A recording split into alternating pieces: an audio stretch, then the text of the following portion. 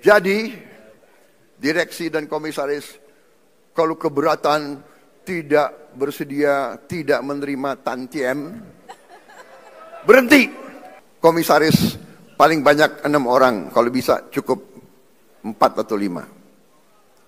Dan saya hilangkan tantiem. Saya pun tidak mengerti apa arti tantiem itu. Itu akal-akalan mereka saja. Dia memilih istilah asing supaya kita tidak mengerti apa itu tantiem. Saudara-saudara, masa ada komisaris yang rapat sebulan sekali, tantiemnya 40 miliar setahun.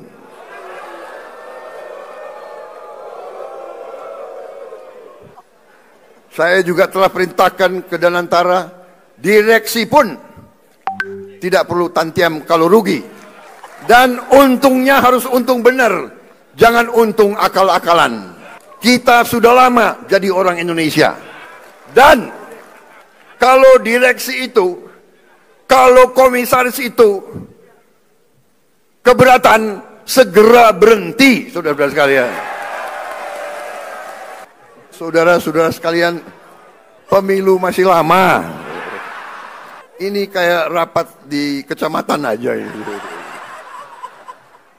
Tapi ini serius, tidak masuk akal, ya. Jadi, direksi dan komisaris kalau keberatan tidak bersedia, tidak menerima tantiem, berhenti. Banyak anak-anak muda yang mampu, yang siap menggantikan mereka.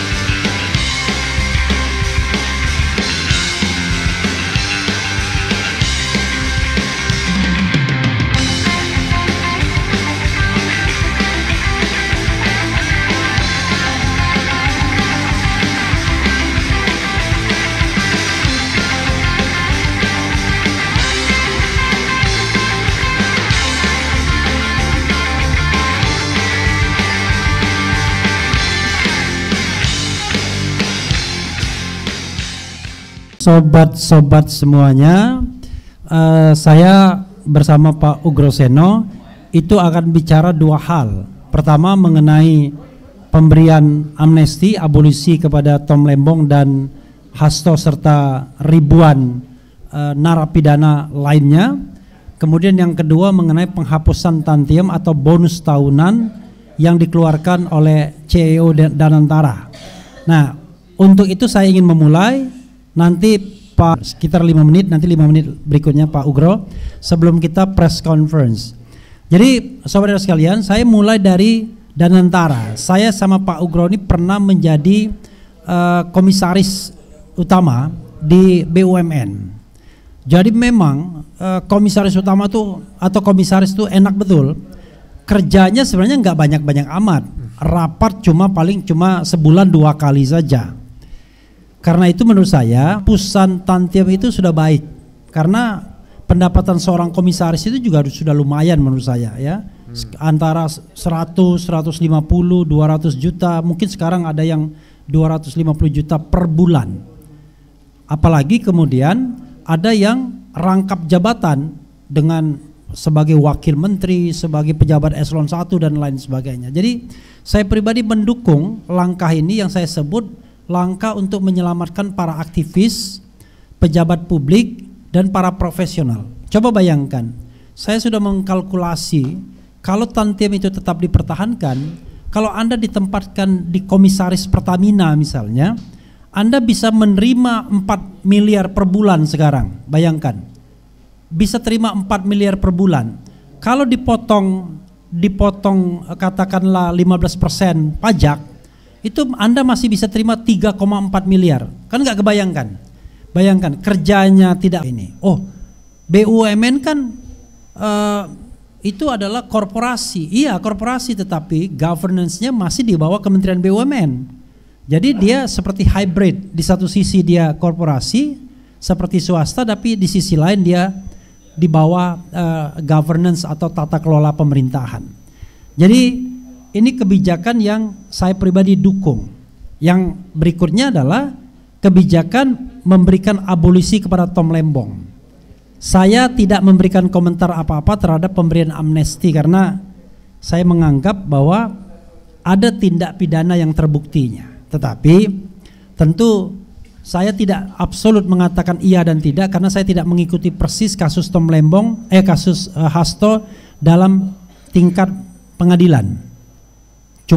Cuma di awal saja. Tapi Tom Lembong saya mengikuti sampai dari awal sampai akhir dan sama sekali tidak terbukti 3 hal ini.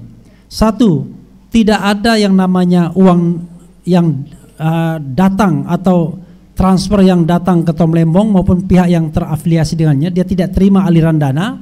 Yang kedua, kerugian negara dalam kasus ini tidak jelas, bahkan hakim dan jaksa akhirnya berbeda terakhir.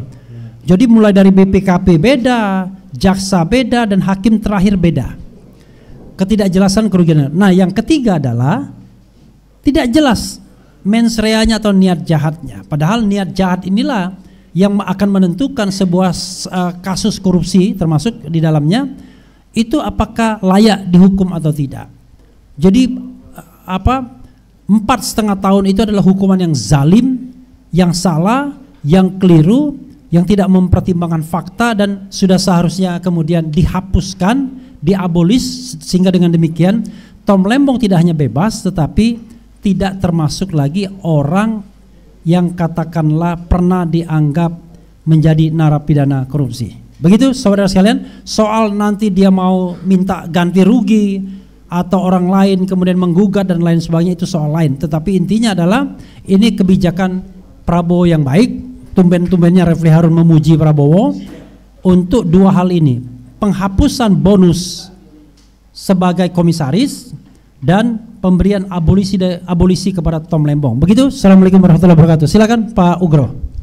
Terima kasih. Yang pertama tadi berkaitan dengan penghapusan tantiem untuk para komisaris di BUMN. Jadi memang tantiem ini cukup menarik perhatian para orang-orang yang memang ingin melanjutkan mata pencariannya untuk mendapatkan uang di luar tempat kerja yang lama. Ya. Kalau saya kebetulan setelah pensiun, kemudian yang menugaskan saya juga tidak tahu karena tidak pernah dihubungi. Terus saya mendapat tugas sebagai komisaris independen di PLN. Jadi tiap bulan ya lumayan ada 130-an juta sebulan. Ya. Kemudian ada tantiem per tahun lumayan ada, pertama ada 3M, terus ada 4M dan tahun kedua. Nah, menjelang tahun keempat kebetulan enak sekali Bapak, saya tantiem saya di bawah 1M aja. PLN jadi tapi per tahun ya? Per tahun. Kalau tadi Pertamina per bulan. Oh, ya, jadi per tahun saya. Nah, kemudian pada saat menjelang Pilpres 2019 ya kan hanya ada 2 calon. Jadi saya waktu itu di rumah ada acara foto-foto sama anak-anak muda. Waktu itu mendukung yang bukan Jokowi, mendukung Pak Prabowo waktu itu, ya kan. Kemudian itu beredar, kira-kira berapa hari dipanggil, saya berhenti jadi komisaris PLN. Tapi nggak apa-apa, memang ya faktanya seperti itu ya. Kemudian kaitan dengan amnesti dan abolisi, ini dua-duanya diartikan sebagai penghapusan masalah kasus pidana yang dituduhkan kepada Tom Lembong dan Pak Hasto. Kalau Tom Lembong itu memang benar-benar tidak ada kasus pidananya, ya. Jadi tidak ada kerugian negara, tidak ada kerugian perekonomian negara, tidak ada menguntungkan diri sendiri, menguntungkan orang lain, menguntungkan korporasi. Semua berkaitan dengan administrasi tata usaha negara. Saya mengikuti beberapa kali sidang Pak Tom Lembong. Jadi memang ini murni kriminalisasi. Kemudian kalau dikaitkan dengan konspirasi crime itu Pak Tom Lembong hanya disidangkan sendirian. Jadi ini nggak masuk tindak pidana korupsi. Kalaupun ada uang itu hanya penggelapan dalam jabatan sesuai dengan pasal-pasal KUHP. Ya. Kalau Pak Hasto juga sama. Pak Hasto di situ kalau saya baca literatur juga ada pengampunan atau penghapusan. Jadi ini alternatif. Jadi bukan pengampunan tapi penghapusan. Ya kan? Kalau pengampunan biasanya sudah masuk sampai proses ke tingkat inkrah sampai Mahkamah Agung. Setelah PK misalnya gitu. Nah, mungkin ada pengampunan. Tapi ini penghapusan. Jadi semuanya dihapuskan. Karena apa? Kalau pertimbangan hakim Pak Hasto ini diikuti oleh seluruh peradilan di Indonesia, kita bayangkan saksi penyidik atau penyelidik KPK itu menjadi saksi fakta.